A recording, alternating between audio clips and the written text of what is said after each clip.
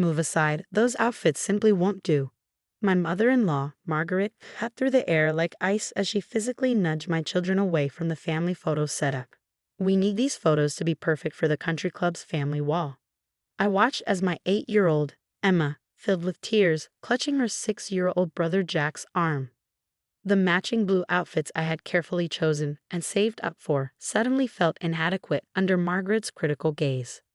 My name is Sarah Anderson, and at 34, I had spent the last decade trying to meet my mother-in-law's impossible standards.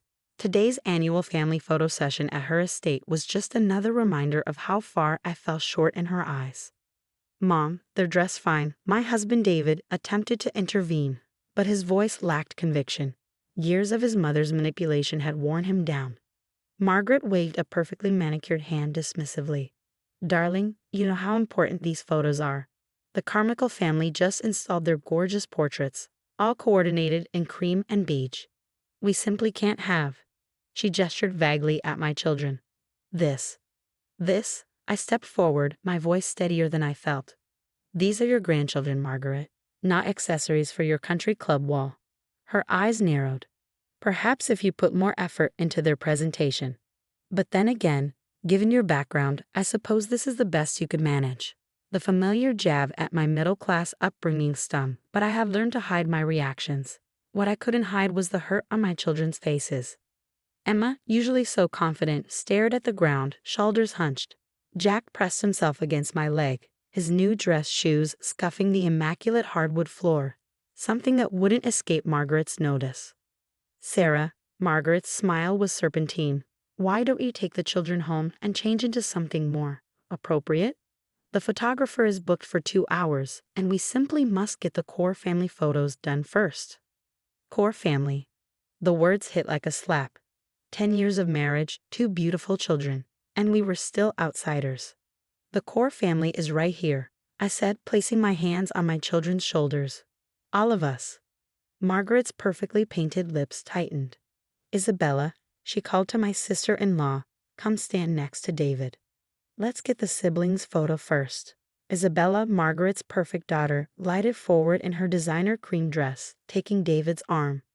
Her 3 children, all blessed with Margaret's blonde hair and country club approval, were already arranged artfully on the antique settee. "Mom," David started again, but Margaret cut him off. "David, darling, you know how these photos need to look. The Andersons can join for the casual shots later."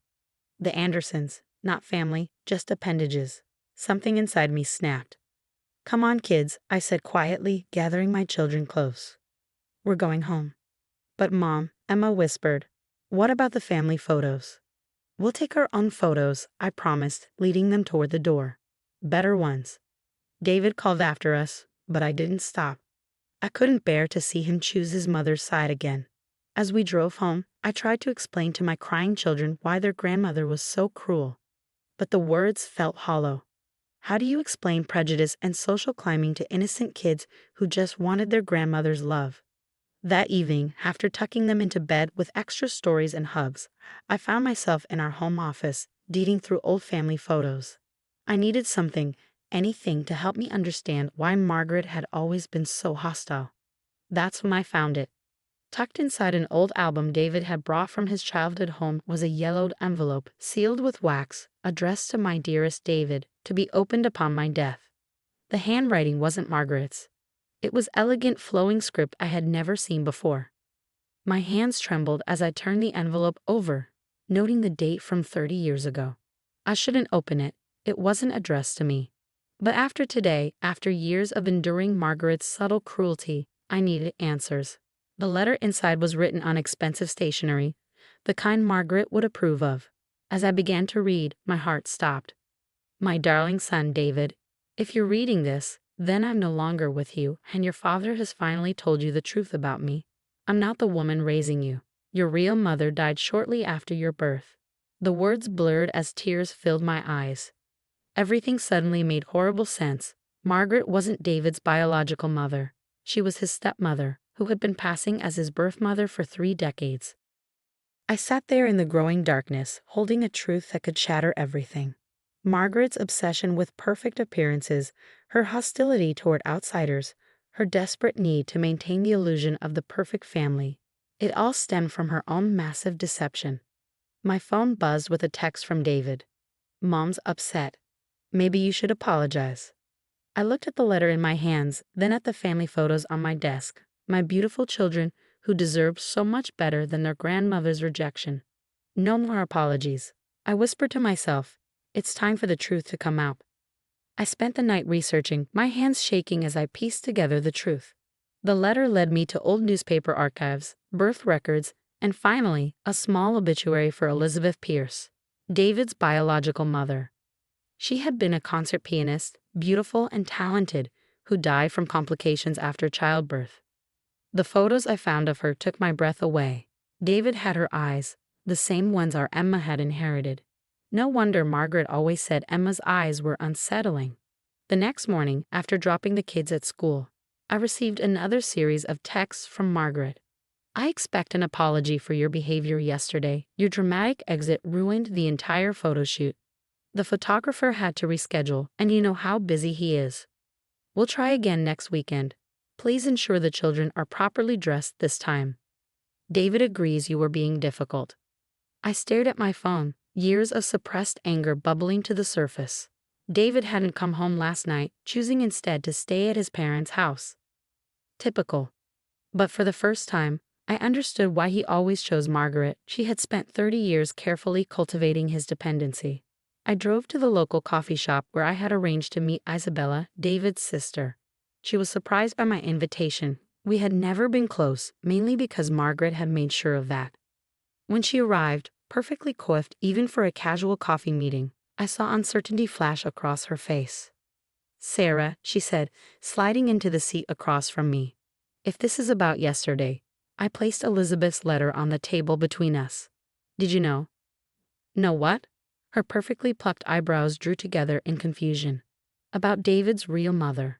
The color drained from Isabella's face.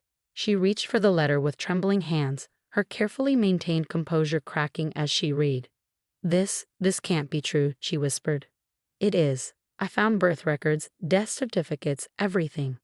Margaret isn't David's biological mother. She's his stepmother, just like I'm a stepmother to none of my children." Isabella sat back, her designer sunglasses slipping from her head onto the table with a clatter. "But Mom always said, she always told us." "She lied," I said simply. "And now I understand why she's always hated me. I'm an outsider who might threaten her perfect facade, just like Elizabeth was." Tears welled in Isabella's eyes. "I was only 3 when Dad married Mom. I always thought, I never questioned."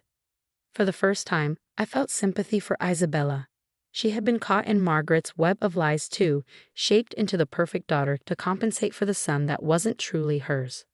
"What are you going to do?" she asked, dabbing at her eyes with a monogrammed handkerchief.